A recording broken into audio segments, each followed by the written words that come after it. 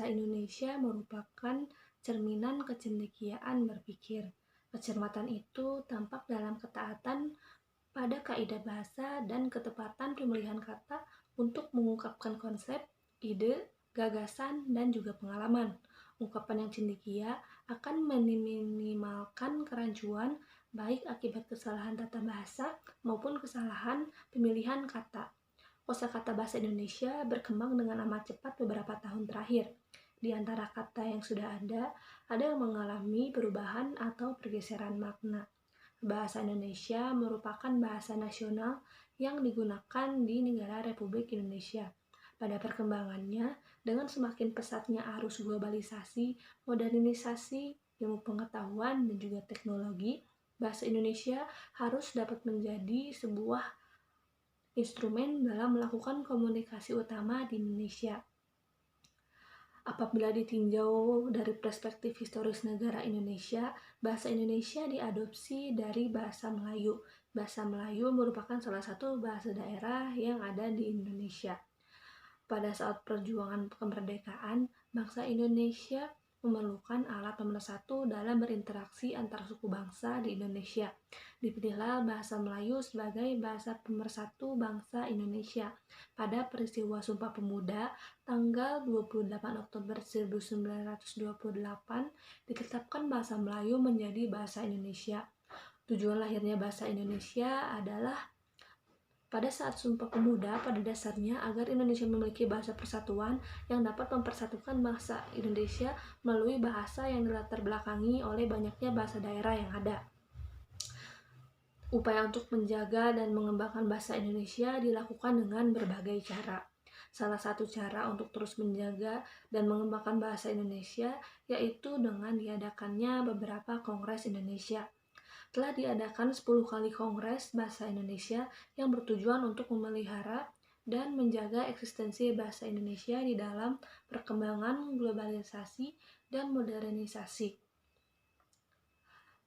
Pada dasarnya, kongres-kongres yang dilaksanakan merupakan wujud dari eksistensi bahasa Indonesia sebagai bahasa nasional yang harus tetap berkembang sesuai dengan perkembangan zaman dari masa ke masa. Dari kongres yang telah dilaksanakan telah menghasilkan beberapa inovasi yang ditunjukkan untuk eksistensi bahasa Indonesia seiring dengan perkembangan zaman dan teknologi. Dalam konteks kedudukannya, bahasa Indonesia sebagai bahasa nasional negara Indonesia memiliki fungsi sebagai lambang kebanggaan Indonesia, lambang identitas nasional, alat pemersatu berbagai suku bangsa yang berlatar belakang sosial budaya dan bahasa yang berbeda, alat penghubung antar bangsa dan juga antar budaya.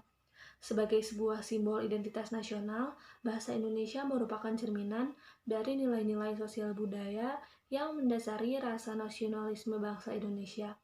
Melalui bahasa Indonesia, bangsa Indonesia berusaha untuk mengkristalkan semangat kebersamaannya dalam kehidupan berbangsa dan bernegara. Dilandasi hal tersebut, sudah sepatutnya bahasa Indonesia dilestarikan dengan seutuhnya. Begitu pula dengan kebanggaan individu untuk berbahasa Indonesia sebagai bahasa sehari-hari, sehingga terwujud sikap positif bangsa Indonesia terhadap bahasanya sendiri. Untuk itu, kesadaran akan akidah pemakaian bahasa Indonesia harus ditingkatkan. Lalu bagaimana kondisi pemakaian bahasa di lingkungan sekitar saya?